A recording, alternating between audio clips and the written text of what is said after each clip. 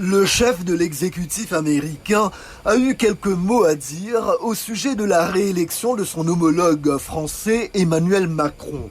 Nous nous sentons bien à propos de l'élection française. La victoire d'Emmanuel Macron vient solidifier l'agenda politique du président Joe Biden au moment où il est confronté à l'invasion de l'Ukraine par la Russie, un conflit décrit comme la plus grande menace pour la sécurité de la planète depuis la Seconde Guerre mondiale. Allié de longue date, Paris soutient Washington face à Moscou, le président Macron se présentant comme le principal médiateur de la paix en Europe, ce qui lui a valu des félicitations de la part de Joe Biden sur Twitter. Même réaction du côté des autres dirigeants mondiaux qui sont d'avis que la victoire du président Macron équivaut à un vote en faveur d'un ordre mondial démocratique fondé sur des règles. Des analystes croient que les électeurs français l'ont également vu de cette façon. Il est clair que la France joue depuis le début de l'invasion un rôle moteur dans la réponse européenne à l'agression de la Russie contre l'Ukraine et la réélection du président Macron est une confirmation de la poursuite de cette réponse ferme envers la Russie.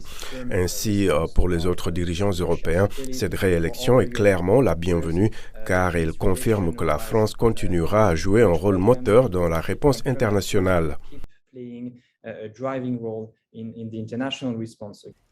Mais l'échiquier politique américain est différent à bien des égards.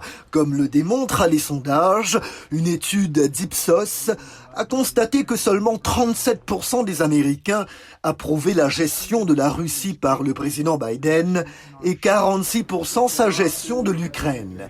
Et donc, pour des observateurs politiques, si le parti démocrate du président Biden veut obtenir un avantage électoral, il va devoir tirer les enseignements venus de Marine Le Pen, la rivale d'Emmanuel Macron. Malgré sa défaite, la candidate a fait mieux que lors des précédents scrutins. Je pense que l'une des leçons à tirer est que derrière ces partis nationalistes d'extrême droite se cache souvent un programme axé sur les problèmes quotidiens des gens, la demande de dignité, de travail, de capacité à faire sa propre vie dans l'endroit où ils vivent. Et cela, je pense, Marine Le Pen l'a très bien compris.